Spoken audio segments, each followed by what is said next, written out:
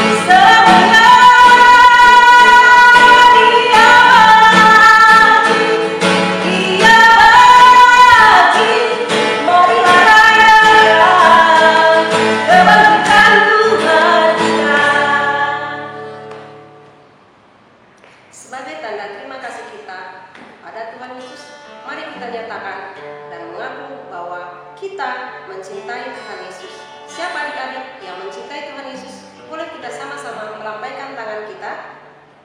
Dan mari kita sama-sama angkat pujian kita untuk menyembah Tuhan. Kasih-Nya takkan padam.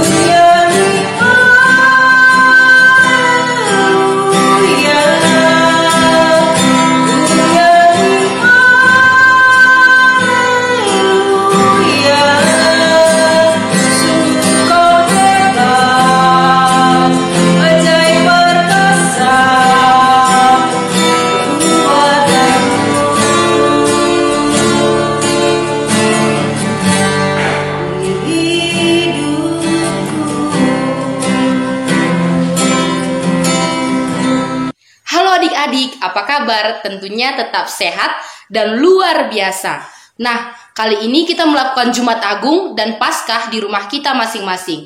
Tapi itu tidak akan mengurangi sukacita kita. Karena kita tahu bahwa Tuhan tetap hadir dalam peribadahan kita karena kita melakukan ibadah dengan sungguh-sungguh. Oleh karena itu, adik-adik jangan main-main ya ketika mendengarkan firman Tuhan. Nah, sekarang kita akan mendengarkan firman Tuhan. Sebelum mendengar firman Tuhan, mari kita bersatu di dalam doa. Lipat tangannya, tutup matanya, kita berdoa. Allah Bapa yang bertahta dalam kerajaan surga, kami mengucap terima kasih untuk nafas kehidupan dan kesehatan yang masih Tuhan berikan kepada kami, sehingga kami dapat berkumpul di rumah masing-masing untuk beribadah.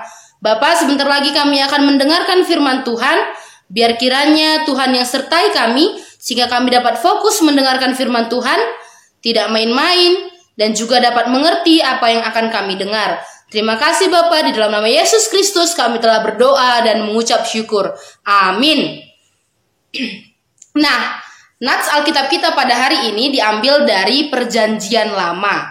Dari kitab Yesaya, pasalnya yang ke-53, ayat 3 sampai ayatnya yang ke-7. Sekali lagi, Yesaya 53, ayat 3 sampai 7. Kakak baca ya. Ia dihina dan dihindari orang, seorang yang penuh kesengsaraan dan yang biasa menderita kesakitan. Ia sangat dihina sehingga orang menutup mukanya terhadap dia. Dan bagi kita pun dia tidak masuk hitungan. Tetapi sesungguhnya penyakit kitalah yang ditanggungnya dan kesengsaraan kita yang dipikulnya. Padahal kita mengira dia kena tulah, dipukul dan ditindas Allah. Tetapi dia ditikam oleh karena pemberontakan kita. Dia diremukkan oleh karena kejahatan kita.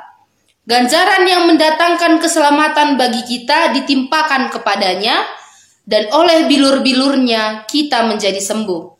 Kita sekalian sesat seperti domba, masing-masing kita mengambil jalannya sendiri. Tetapi Tuhan telah menimpakan kepadanya kejahatan kita sekalian. Dia dianiaya, tetapi dia membiarkan diri ditindas dan tidak membuka mulutnya seperti anak domba yang dibawa ke pembantaian. Seperti induk domba yang keluh di depan orang-orang yang menggunting bulunya, ia tidak membuka mulutnya. Nah, nats Alkitab kita yang satu lagi adik-adik diambil dari Surat Paulus kepada jemaat di Kolose. Kolose 1 ayat 21 sampai 25. Kolose 1 ayat 21 sampai 25. Kakak baca. Juga kamu yang dahulu hidup jauh dari Allah dan yang memusuhinya dalam hati dan pikiran seperti yang nyata dari perbuatanmu yang jahat, sekarang diperdamaikannya di dalam tubuh jasmani Kristus oleh kematiannya, untuk menempatkan kamu kudus dan tak bercela dan tak bercacat di hadapannya. Sebab itu, kamu harus bertekun dalam iman, tetap teguh dan tidak bergoncang, dan jangan mau digeser dari pengharapan Injil yang telah kamu dengar dan yang telah dikabarkan di seluruh alam di bawah langit, dan yang aku ini Paulus telah menjadi pelayannya. Sekarang aku bersukacita bahwa aku boleh menderita karena kamu, dan menggenapkan dalam dagingku apa yang kurang dari penderitaan Kristus untuk tubuhnya, yaitu jemaat. Aku telah menjadi pelayan jemaat itu sesuai dengan tugas yang dipercayakan Allah kepadaku, untuk meneruskan firman-Nya dengan sepenuhnya kepada kamu. Nah adik-adik, tema kita pada hari ini adalah kasih-Nya menyelamatkanku. Jadi kita bikin gerakannya ya. Kasih-Nya menyelamatkanku. Nah, kasih yang bagaimana sih Kak yang menyelamatkan aku itu? Nah, Kakak mau cerita kepada adik-adik ada 4 jenis kasih. Kasih apa aja tuh Kak? Nah, Kakak mau kasih tahu adik-adik. Kasih-kasih yang ada di dalam Kristen itu ada 4. Yang pertama, kasih eros. Yang kedua, kasih phileo atau philia. Yang ketiga, kasih storge. Dan yang paling luar biasa, kasih agape. Nah, inilah jenis 4 kasih yang ada di dalam Kristen. Kasih eros, kasih phileo, kasih storge, dan kasih agape. Adik-adik mau tahu kan apa aja sih Kak arti dari keempat kasih itu? Kakak mau kasih tahu kasih yang pertama dulu nih. Kasih yang pertama yang mau kakak jelaskan adalah kasih. Coba adik-adik bisa baca nggak? Kasih eros. Nah, kasih eros ini adalah kasih yang didasari oleh ketertarikan fisik. Misalnya dia suka karena cewek itu cantik Kak, atau cowok itu ganteng. Yang kedua itu adalah kasih storge. Kasih storge. Kasih storge ini seperti apa Kak? Nah, kasih storge ini adalah kasih orang tua kepada anaknya. Nah, bisa dilihat kan bagaimana kasih orang tua kepada anaknya yang merawat anaknya, mendidik anaknya sampai anaknya bisa bertumbuh besar, anaknya bisa semakin pintar. Adik-adik juga pasti merasakan kan kasih dari orang tua di rumah. Tapi kasih ini juga terkadang mau marah-marah juga Kak. Misalnya ketika aku nakal, Mama suka marah-marah di rumah. Tapi aku tahu itu untuk kebaikanku. Mama kadang marah. Atau mungkin ada orang tua yang sampai menjewer telinga anaknya Kak, karena anaknya nakal sih di rumah, suka berantakin mainan terus nggak diberesin.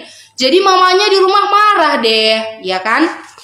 Dan kasih seperti ini juga memiliki kekurangan, tapi kita tidak memungkiri bahwa kasih ini juga termasuk kasih yang luar biasa antara orang tua kepada anaknya. Nah, kakak mau kasih tahu kasih yang ketiga, kasih filia. Kasih filia itu kasih apa Kak? Nah, kasih filia itu adik-adik adalah kasih persaudaraan. Kasih persaudaraan antara kakak dengan adik misalnya, antara abang dengan adiknya, seperti itu. Kasih persaudaraan itu bisa kita lihat ketika kita bersama saudara kita bermain bersama, saling berbagi mainan misalnya. Nah, dan juga kita saling membantu ketika saudara kita mengalami kesulitan. Tapi adik-adik, kasih filia ini juga mempunyai kelemahan. Apa Kak kelemahannya? Iya, kadang-kadang kalau misalnya adiknya nakal Kak, adiknya nggak mau mendengarkan kata kakaknya, malah ngejek kakaknya. Jadi kakaknya kesal dan akhirnya marah-marah. Nah, ini juga hal yang nggak bagus kan? Adiknya nakal dan suka mengejek kakaknya misalnya. Tapi adik-adik di rumah tidak ada yang seperti ini kan? Adik-adik semuanya pasti adalah anak-anak yang baik. Karena apa? Karena adik-adik adalah anak Yesus. Anak Yesus harus menjadi anak yang baik dan tidak suka mengolok-olok saudaranya. Nah, misalnya apalagi nih Kak, kelemahan kasih filia ini. Misalnya kita bermain, tapi kakaknya atau adiknya nakal Kak, nggak mau berbagi mainan. Dia mengasihi saudaranya, tetapi dia tetap melakukan hal-hal yang menunjukkan kalau dia anak yang nakal. Misalnya, dia nggak mau berbagi mainan dengan saudaranya. Jadi saudaranya menangis. Hal ini bukanlah hal yang baik tentunya. Dari 3 kasih yang kakak kasih tahu tadi, 3-tiganya ini adalah kasih yang baik. Kasih yang memberikan bantuan, kasih yang memberikan kasih sayang tentunya satu sama lain. Tetapi masih ada kelemahan-kelemahan yang dimiliki oleh ketiga kasih ini.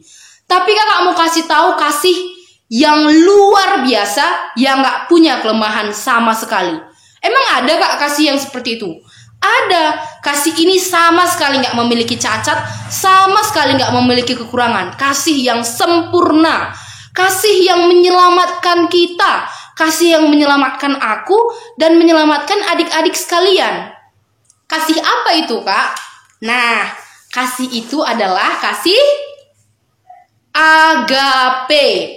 Kasih agape ini adalah kasih yang gak berkesudahan dari Yesus Kristus, dari Tuhan kita kepada kita manusia. Kenapa kasih yang gak berkesudahan, Kak?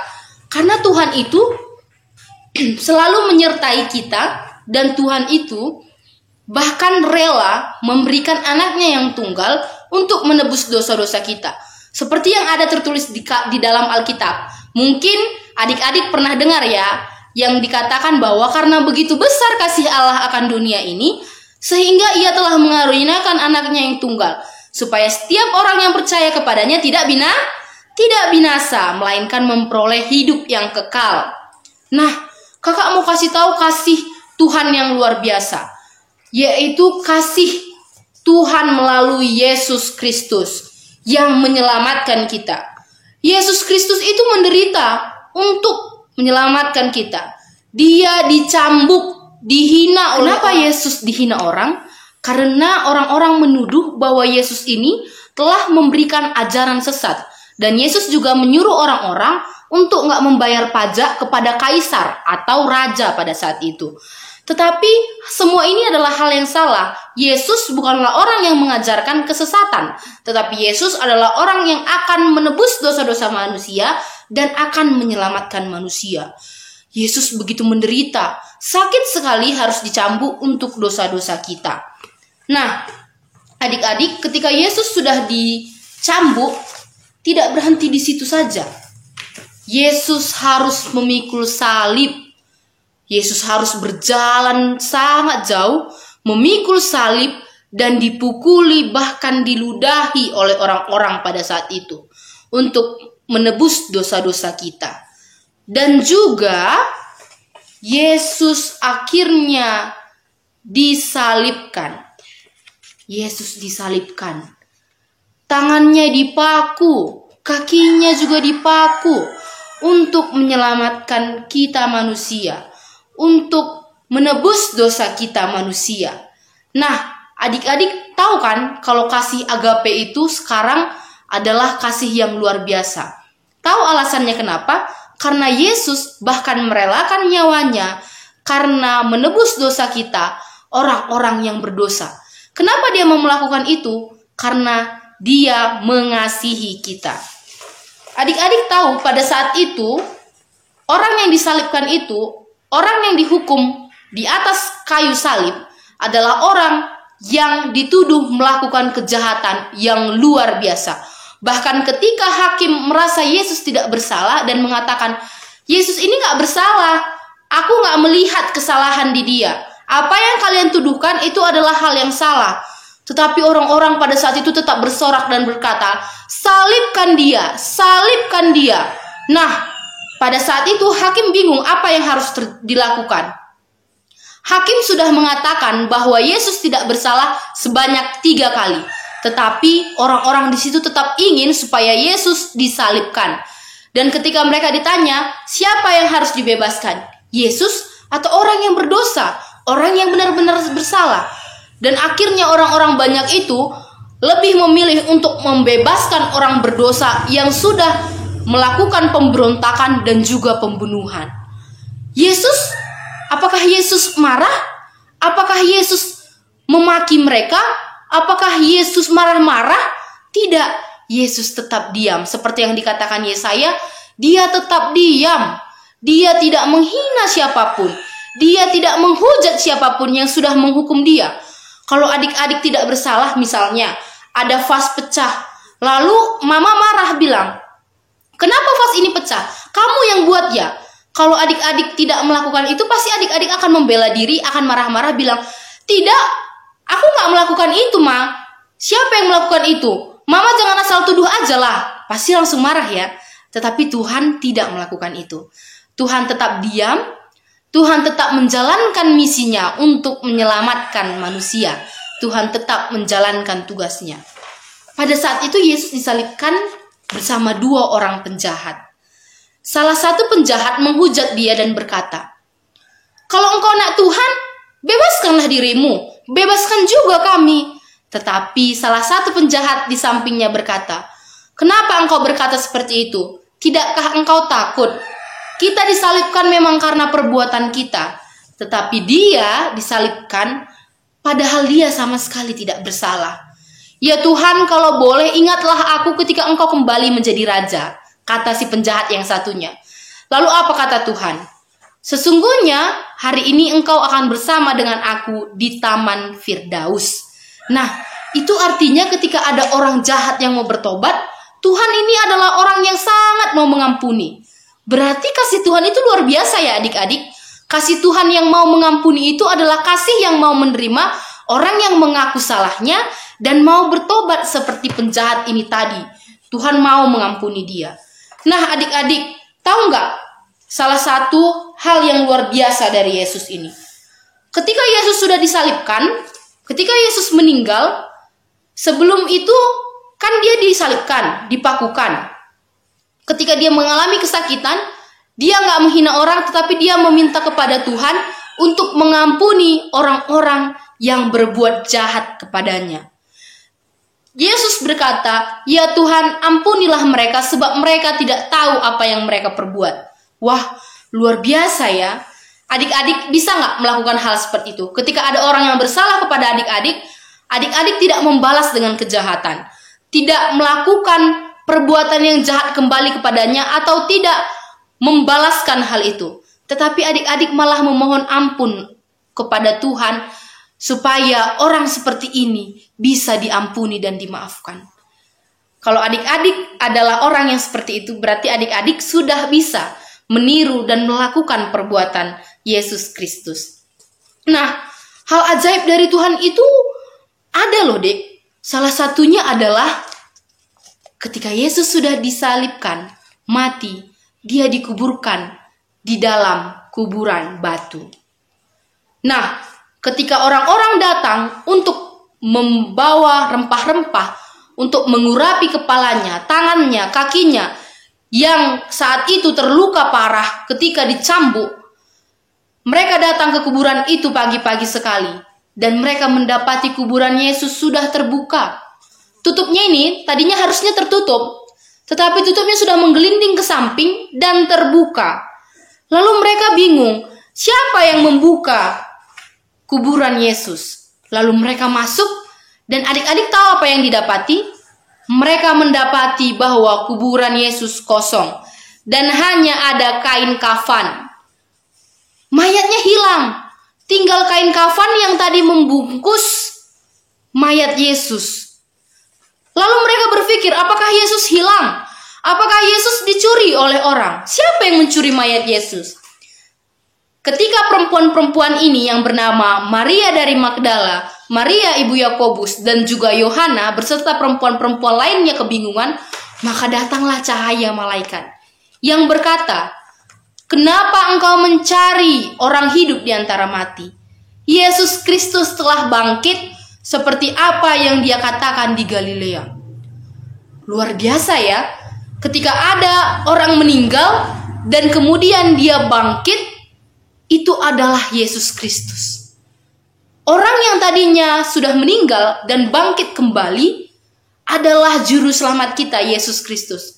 Itu menunjukkan bahwa dia benar-benarlah Tuhan, karena dia bisa bangkit dari kematian.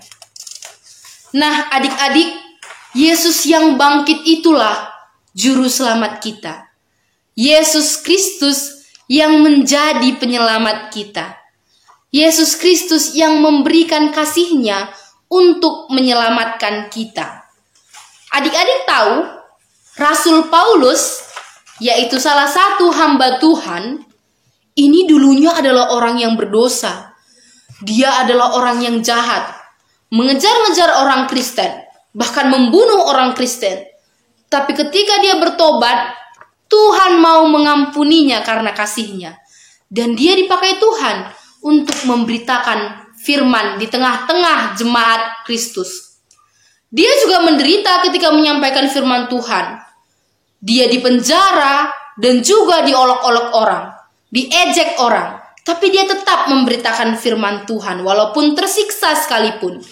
Nah adik-adik, kalau adik-adik mau menjadi anak Kristus, adik-adik harus bisa melakukan perbuatan-perbuatan baik, meniru hal-hal yang sudah dilakukan oleh Yesus Kristus.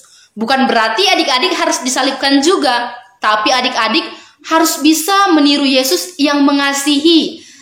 Jadi kalau adik-adik punya saudara, adik-adik harus menjaga saudaranya, memperlakukan saudaranya dengan baik, dengan akur, bermain dengan akur, tidak suka berkelahi. Kalau adik-adik di rumah harus mengasihi orang tua juga, tidak boleh melawan, tidak boleh membentak-bentak orang tua, iya kan?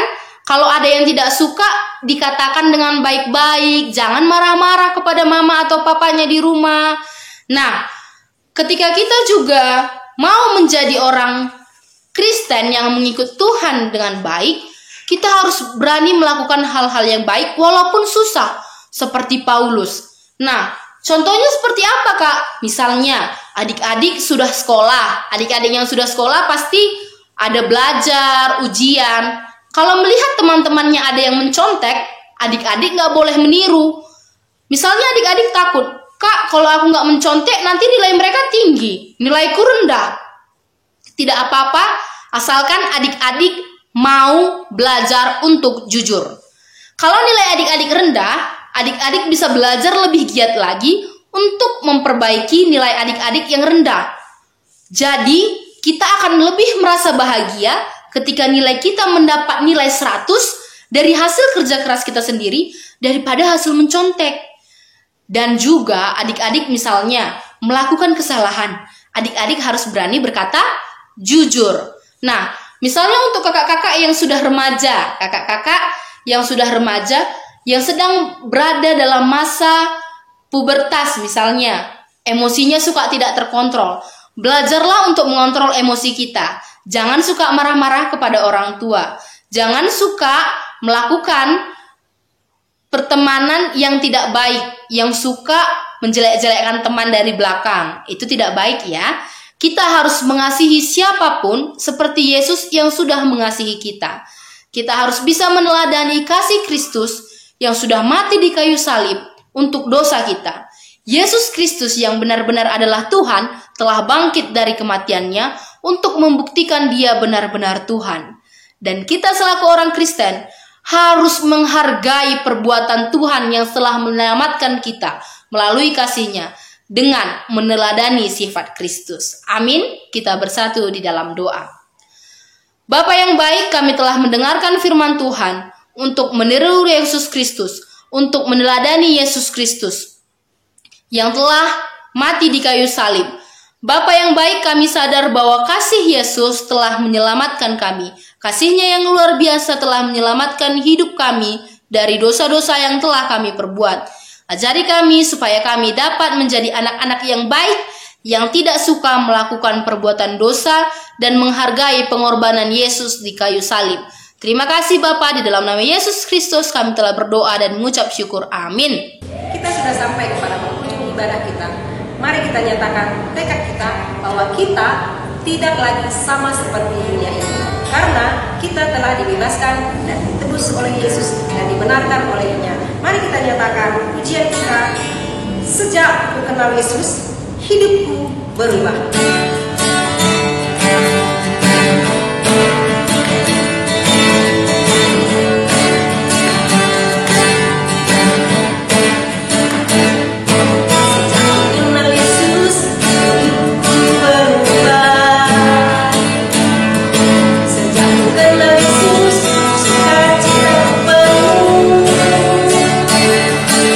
Karena dosaku dihapuskannya.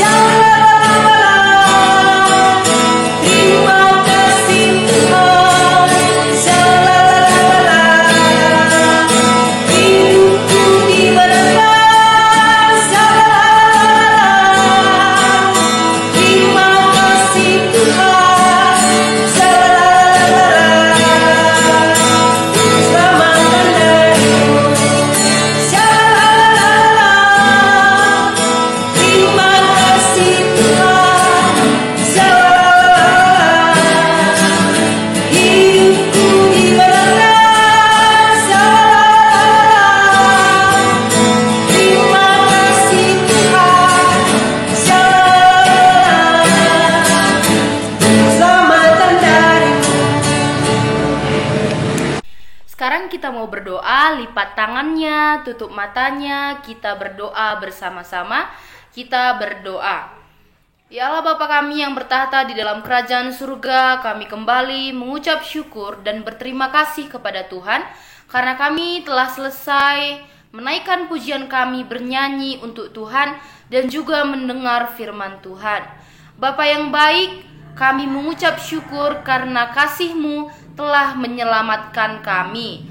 Kami tahu bahwa Yesus sungguh baik, rela berkorban mati di kayu salib untuk dosa kami, untuk dosaku, agar aku bisa hidup dan menjalani hari-hariku seperti biasanya. Bapa yang baik, kami mau berdoa untuk negara kami, untuk gereja kami, dan untuk diri kami Tuhan. Pada saat ini wabah virus corona begitu menakutkan kami Tuhan. Kami tidak bisa sekolah seperti biasa, kami tidak bisa gereja seperti biasa. Bahkan kami harus merayakan Jumat Agung dan juga Paskah di rumah kami, tidak seperti biasanya dilakukan di gereja.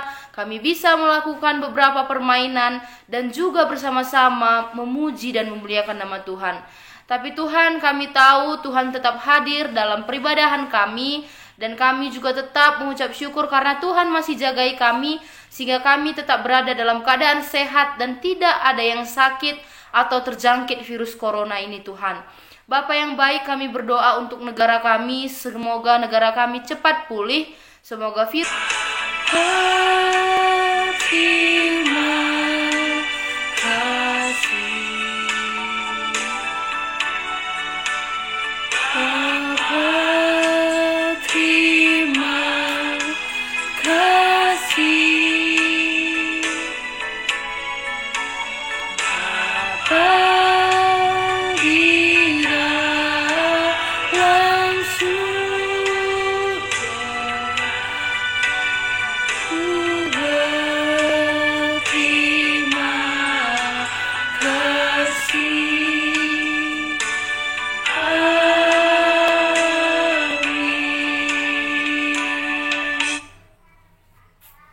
segala berkat-Mu di dalam nama Yesus Kristus, kami telah berdoa dan mengucap syukur. Mari kita sama-sama mengucapkan doa Bapa kami. Bapa kami yang di surga, dikuduskanlah nama-Mu, datanglah kerajaan-Mu, jadilah kehendak-Mu di bumi seperti di surga.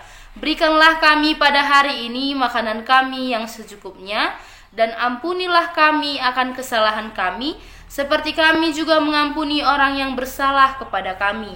Dan janganlah membawa kami ke dalam pencobaan, tetapi lepaskanlah kami daripada yang jahat, karena Engkaulah yang mempunyai kerajaan dan kuasa dan kemuliaan sampai selama-lamanya. Amin. Bapa, terima kasih.